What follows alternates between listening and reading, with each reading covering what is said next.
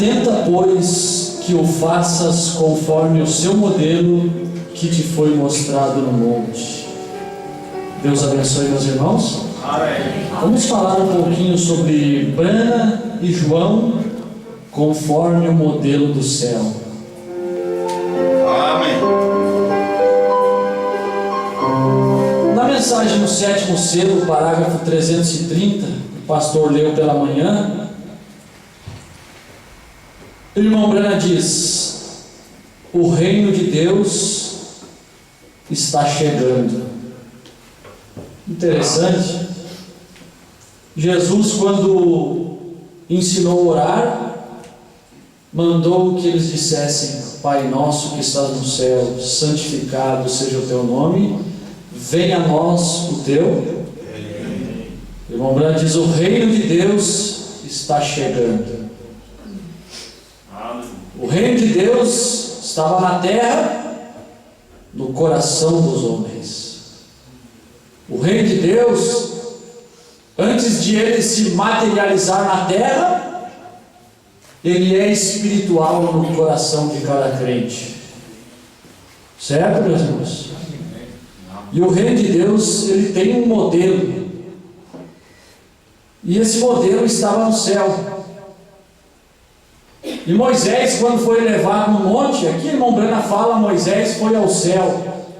Mas conforme as palavras da Bíblia, Moisés, quando foi ao monte, e quando ele desceu do monte, Deus disse a ele: faça conforme tudo que você viu quando aqui você subiu. E Moisés ordenou que fizesse um tabernáculo, não é verdade? E naquele tabernáculo onde eles adoravam, meus irmãos, vocês já estão cansados de ouvir isso, não é? Não? Naquele tabernáculo estava ali o átrio exterior. Aquele tabernáculo havia o átrio interior. E havia ainda um terceiro compartimento, que era um pequeno lugarzinho, uma subdivisão dentro daquele tabernáculo. Tudo isso era conforme o modelo do céu. Tudo aquilo estava apontando para a chegada do reino de Deus. Mesmo tão distante de nós, como foi a história de Moisés lá atrás, milhares de anos atrás, era uma sombra, um negativo do reino de Deus. Era um negativo da aproximação ao reino de Deus. Mas o que isso tem a ver? Tem a ver que o ato exterior é justificação. Tem a ver que o átrio interior, santificação. E o Santo dos Santos, batismo com o Espírito Santo. Certo, meus irmãos? Amém. Tem a ver que apenas a congregação, aqueles irmãos que não tinham nenhum ofício, frequentavam apenas o átrio exterior. Os sacerdotes da tribo de Levi já frequentavam o átrio exterior, onde estava o altar de sacrifício e a pia de bronze, onde o sacrifício era lavado. Somente os sacerdotes adentravam aquele lugar. E naquele outro lugarzinho mais profundo, lá no fundo do tabernáculo, somente o sumo sacerdote entrava lá com o sangue para oferecer pelos pecados do povo e pelo seu pecado. Tudo isso era um negativo de uma realidade que viria. Tudo isso era um negativo do reino de Deus que estava por vir. O reino de Deus está chegando. Hoje nós dizemos: o reino de Deus está mais perto do que nunca. O reino de Deus chegou. Certo, meus irmãos? Amém. Hoje esperamos por algo, hoje nós vemos que aquilo que nós esperávamos já aconteceu. Amém. Nós cremos numa mensagem tão diferente, tão contrária aos pensamentos eclesiásticos.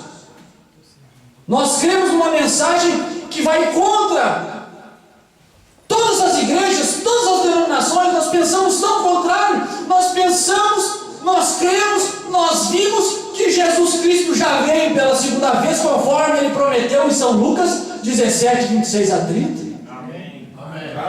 Aleluia. Mas como? Jesus já veio. O reino de Deus está aí. Nós esperávamos que Jesus viesse. O povo espera que Jesus venha e Jesus já veio. Os judeus esperam que o Messias apareça em cena para que eles possam gloriar-se de que o libertador chegou, e já faz 2000 anos que o Messias veio e eles não souberam e ainda esperam o Messias. E os judeus que criticam, os gentios que criticam os judeus porque não viram o Messias, agora tem que ser criticado porque não viram Jesus Cristo naquele pequeno homem chamado William Marion Branham na América do Norte. Tudo que Jesus fez na Galileia, tudo que Jesus fez no Oriente, Ele fez no Ocidente naquele homem chamado William Marion Branham. E fez mais. Conforme temos ouvido o pastor martelar nisso, São João 14, 12: aquele que crê em mim fará as obras que eu faço, e mais do que estas, e obras maiores fará. Era Jesus falando de outro, que ele mesmo estaria nesse outro. Tudo que Jesus fez, o profeta William Branham fez. Tudo. Da maneira como Jesus agiu, o profeta William Branham também agiu.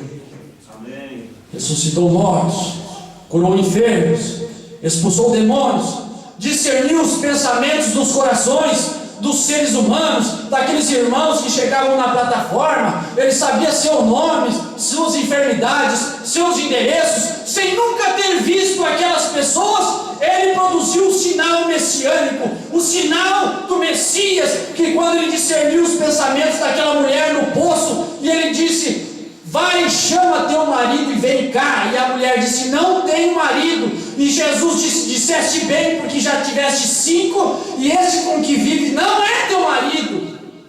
E ela disse: vejo que és profeta. Aleluia. Como ele sabia qual era o nome do pai de Pedro, sem nunca ter visto Pedro? Ele disse: tu é filho Simão Bar-Jonas, filho de Jonas. Aquele era o sinal profético, aquele era o sinal do profeta. E nós vimos Deus fazer isto na América do Norte. O reino de Deus chegou. Glória a Deus. Não houve um tempo, meus irmãos, durante 2000 anos, que poderíamos dizer: o reino de Deus chegou. O reino de Deus chegou. Amém. Aleluia. Chegamos ao fim da estrada. É verdade. Entende? Olha, tem um começo da estrada. Tem um começo lá fora, no átrio exterior. Você entende, meus irmãos? Amém.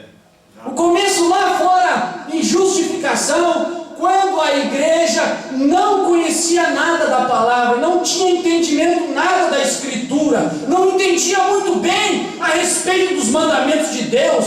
Houve um tempo em que a igreja morreu, foi sepultada, foi perseguida, foi para baixo da terra, sob a perseguição do anticristo. Mas a igreja começou a brotar com Lutero. É isso certo, né? Amém. Porque eles não podem ver, diz o irmão Branco. Brotou com Lutero na Reforma. Subiu um pouquinho mais aquele trigo com Wesley, João Wesley, na Inglaterra. Floresceu com o movimento pentecostal na América do Norte. O reino de Deus se aproximando. O caminho sendo aberto. Sabe o que é caminho sendo aberto? Saindo de justificação para santificação. Nós somos convidados. Nós somos convidados a ser participantes. Nós somos convidados a ser súditos deste reino. Amém. Aleluia. Um reino onde não haverá morte, onde não haverá dor, onde não haverá engano, onde não haverá problemas, Glória. onde um só será o Senhor e seus súditos com Ele. Oh, meus irmãos, como eu gostaria de falar tanta coisa desse reino, mas Ele já está no nosso coração.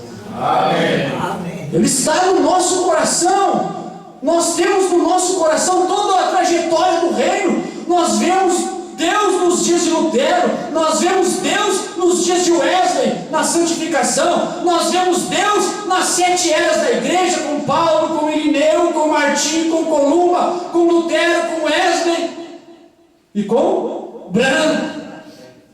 Você vê que no céu Moisés viu e veio para a terra e fez tudo conforme o modelo do céu. Ele cumpriu as ordens de Deus e fez o tabernáculo. E lá no átrio exterior estava o altar do sacrifício, a bacia de bronze para lavar o animal antes de ser sacrificado. E depois tinha um véu e adentrava ao segundo lugar. E ali estavam os 7 castiçais de ouro, ali estava a mesa com os pães asmos, ali estava o altar de incenso, ali estava o modelo, aqueles 7 castiçais representando 7 eras da igreja e 7 mensageiros.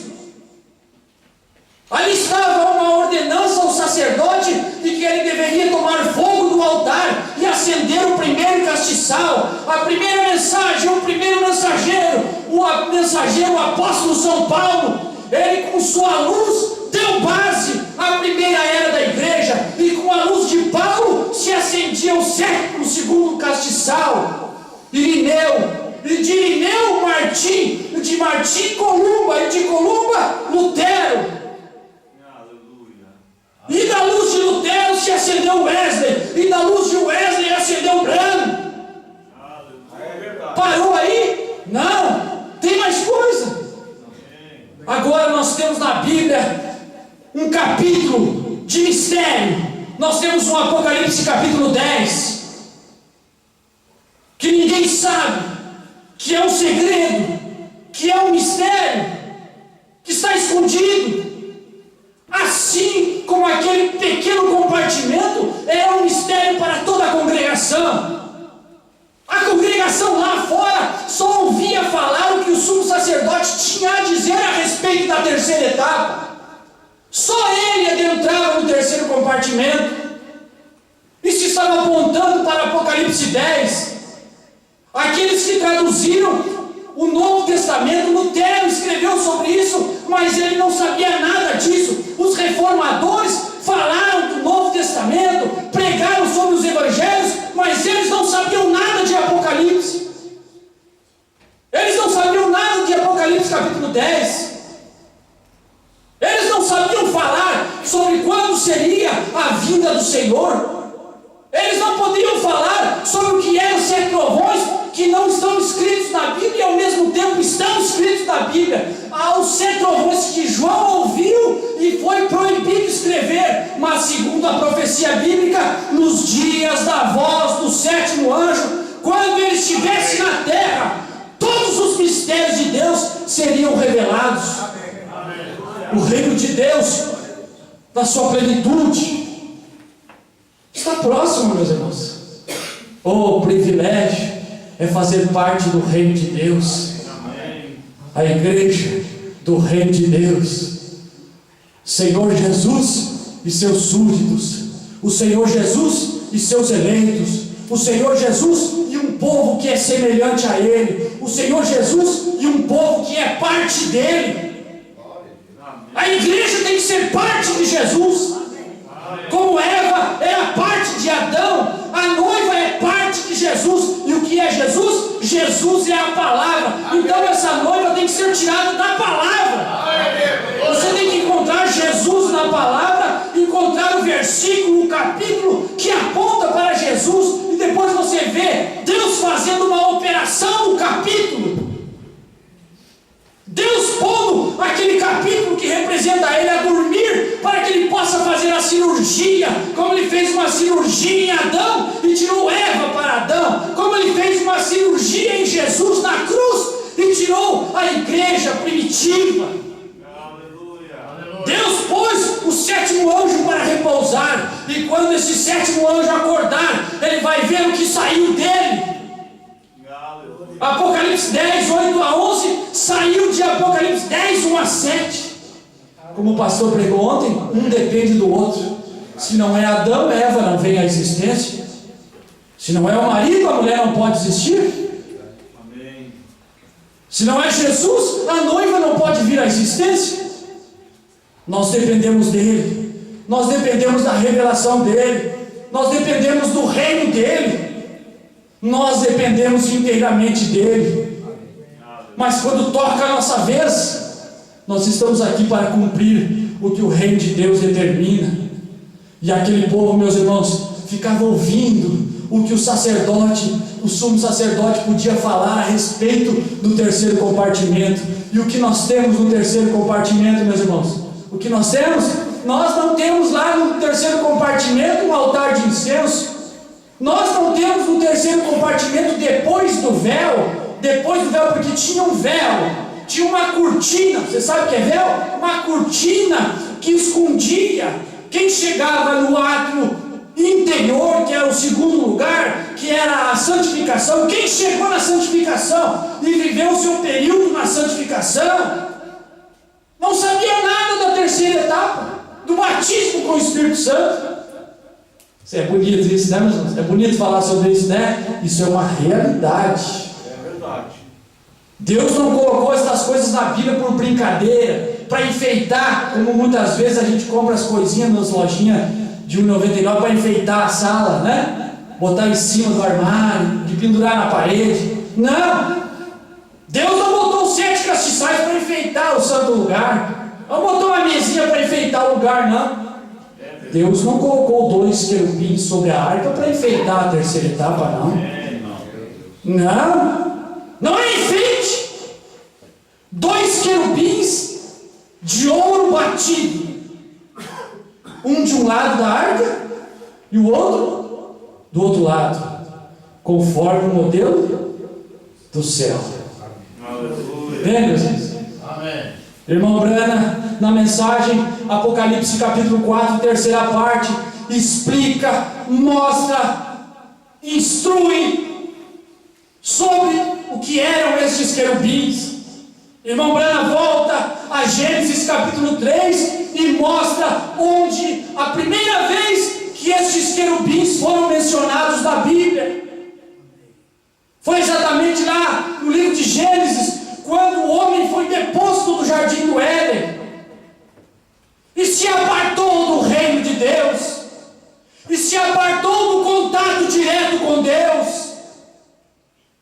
Adão foi expulso do jardim e ele já não tinha mais aquela comunhão direta com Deus, mas Deus providenciou de que um dia nós retornaríamos outra vez a ter contato direto com Ele.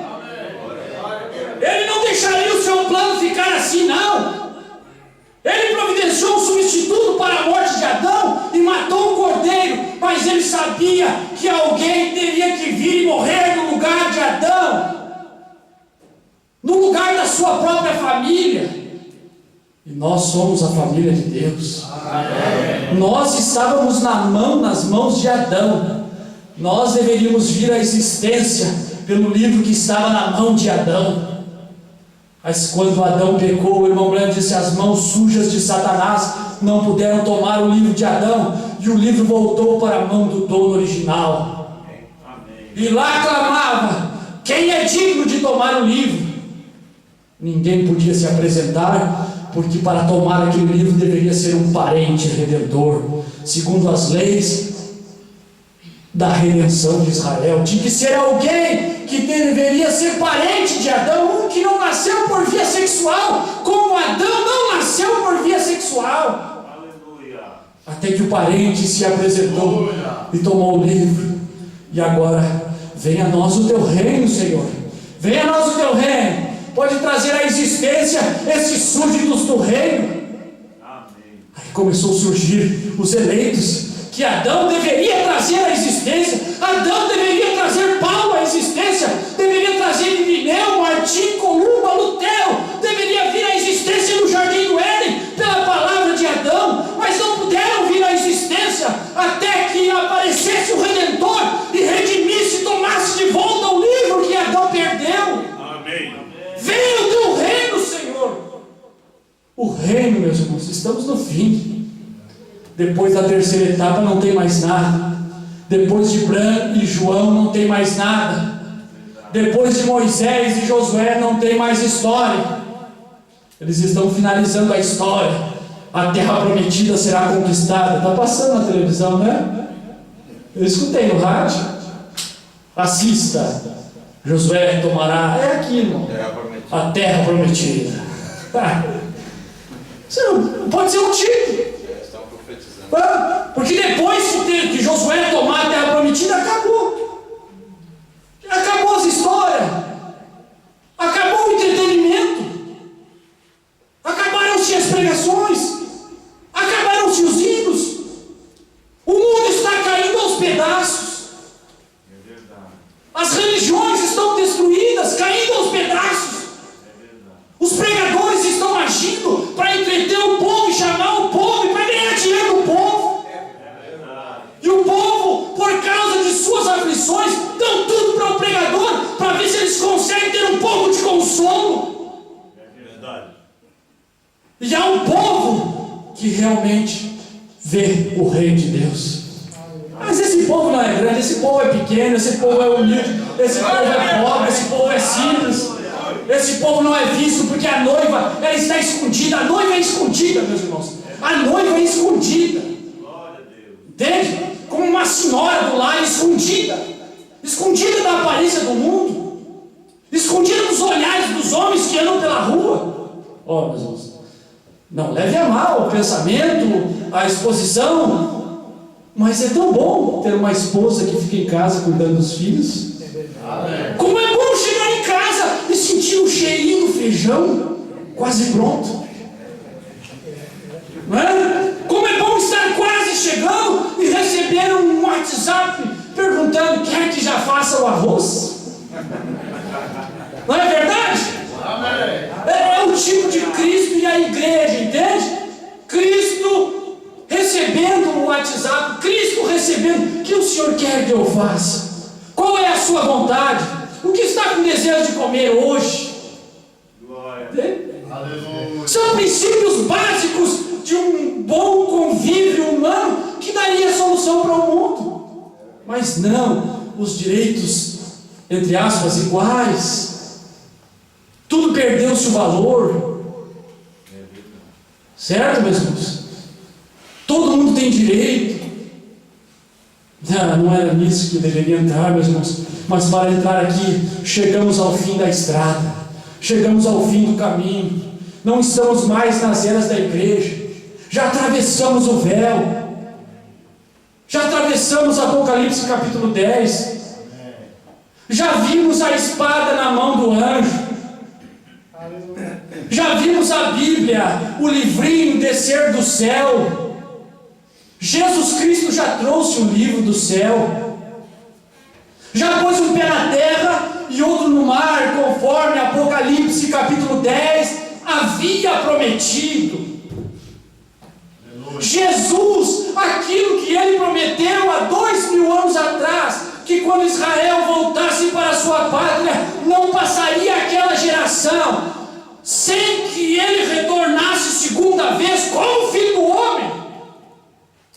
Jesus disse: quando a figueira começar a brotar, quando Israel retornar para a sua pátria, aquela geração não passará sem que todas essas coisas aconteçam, sem que venha o Filho do Homem, sem que a segunda vinda pudesse acontecer. E o povo não sabe, não é sua. Irmão Bran disse suas infalíveis palavras de promessa: se aquilo que Jesus disse é verdade, então dentro de 40 anos ele virá. Israel se tornou nação em 1948. Irmão Branco estava pregando isso daí por volta do ano 1960, 61, ou depois de 63, se não me falha a memória. Ainda tinha que vir até 1988, e nós ficamos sabendo que ele veio em 1963. Amém. Jesus veio já. Aleluia. Jesus já veio. Mas que loucura! Jesus já veio.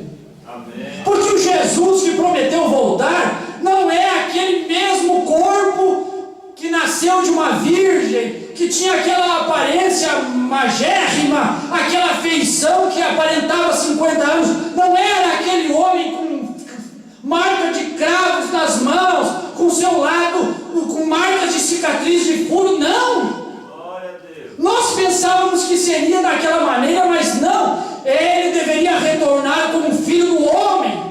Ele deveria ser um profeta outra vez. Amém. Ele voltou à forma original de coluna de fogo. Ele voltou à forma espiritual, porque ele disse que eu tinha que voltar para o Pai. Convém que eu vá para o Pai. Amém. E ele veio já.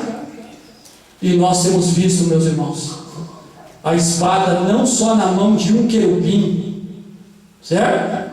A evidência hoje não são 7 eras da igreja.